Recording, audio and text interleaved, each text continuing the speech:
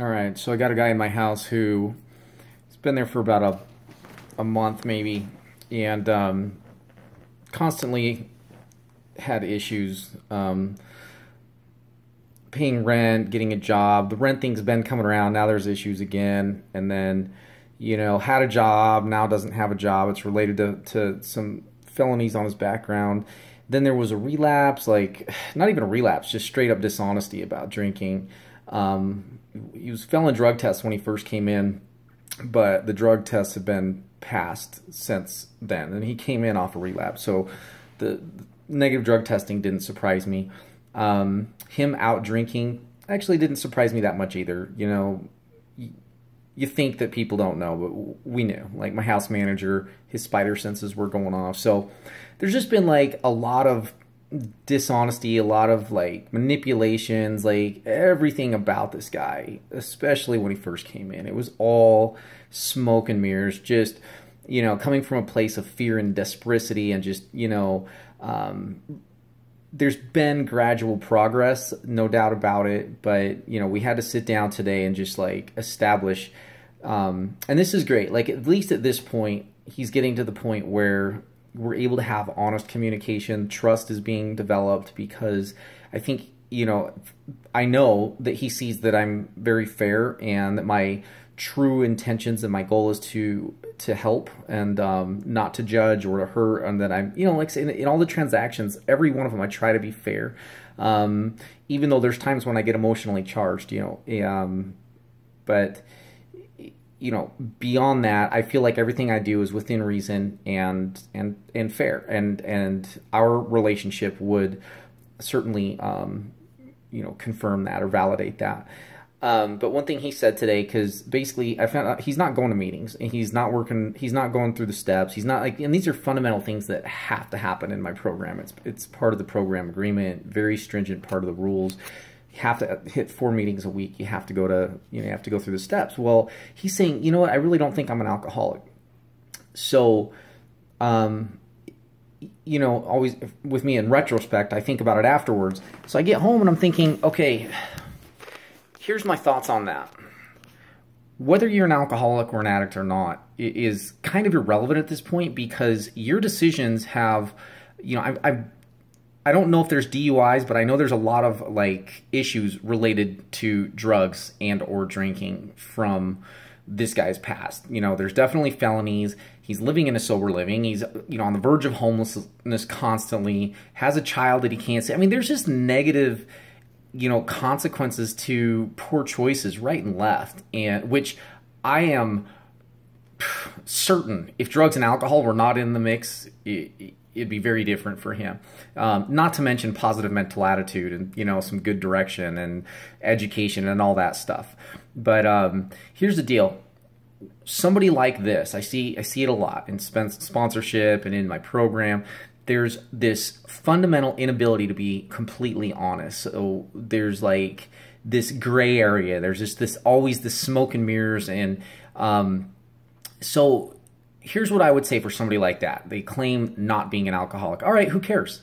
It doesn't matter. Here's what matters. If you're already working the gray area in so many aspects of your life, why don't you work the gray area in identifying as an alcoholic? See, in 11 years, I can tell you, I've never had a DUI. Not in 11 years, my whole life. I never got a DUI. I should have several times. I never went to jail when I was out using, never got arrested.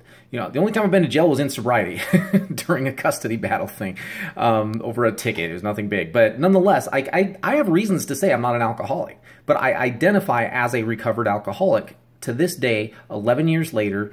And as a result of that, I don't, and the sobriety and the life that it's given me, just not drinking at all and not drugging at all, my life is amazing. Like, why would I want to mess with that? I don't want to. Maybe I'm not an alcoholic. I don't know. I don't care. What I do is I just work that gray area in my mind that ever questions whether I am or not, and I don't care. Like, it's irrelevant. I just identify as a recovered alcoholic, and I go to meetings, and I do the steps, and I do all the things that were suggested, and I laid down this incredibly strong foundation for 2 years of just nothing but recovery and sponsoring guys. You get through the steps, now you're actually able to help other people and get outside your stuff. You're not going to do that if you're incapable of getting to this true fundamental honesty. And the program of Alcoholics Anonymous, the steps, any of the 12-step programs, all it is, it's leveraging existing fundamental principles that are used and mentioned and worked in all types of other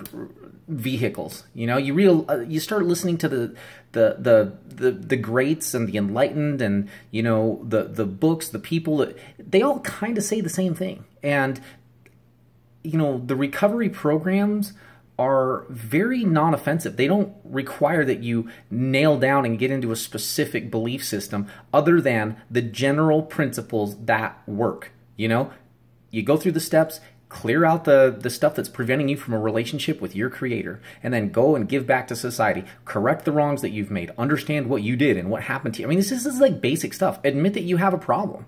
You know, like, well, you know, if you can't relate to that and if you can't get through that and come be a part of that, you're going to fail in life in general, because you're going to come across other literature. It's all going to say the same thing. They're like, what are you fighting against? I understand if it's like a religion that's saying you have to believe in this specific God and you have to believe in this doctrine, and you know, really drilling into specifics. Yeah, I can see why you might want to like resist that. But you know, the program AA lets you choose what your God is, what is your higher power, whatever it is, whatever works for you. You know, don't get hung up on that. Just get rid of the things that are preventing you from your ability to connect and walk in line with God. So anyways, look, point of all this, you're going to be lying and working the gray area anyway. You're manipulative. If you're drinking, you are doing shady stuff. At a minimum, by shady, I mean you're just not living fundamentally honest. Because if you were, you'd realize those things are not helping you and you're doing them anyway. And that's a big lie. And if you don't see it now, it's going to continue to manifest itself in uglier ways, more destructive, horrible ways. At some point, you're either going to die, end up in a hospital, or in an institute. You're going to end up death, institutionalized, or in a hospital. That's where we go. So that's your path. If you want to do that, you keep lying to yourself. Because you're lying already, why don't you just lie about being a recovered alcoholic or a recovered addict and just watch what happens? Because the first step says we recovered, actually not the first step. In the big book, it says we recovered from a seemingly hopeless state of mind and being as a result of a spiritual awakening. In the first step, it says we were powerless over drugs and alcohol. Were. It can be past tense. So all you have to do is identify it one time as a past tense. And from there, you move forward into incredible principles, ideas, fellowship, everything you need to have an amazing, wonderful life and to walk a free person. Why would you fight against that? If you do, go out and destroy yourself away from, you know, me, from my house, my family, and my friends.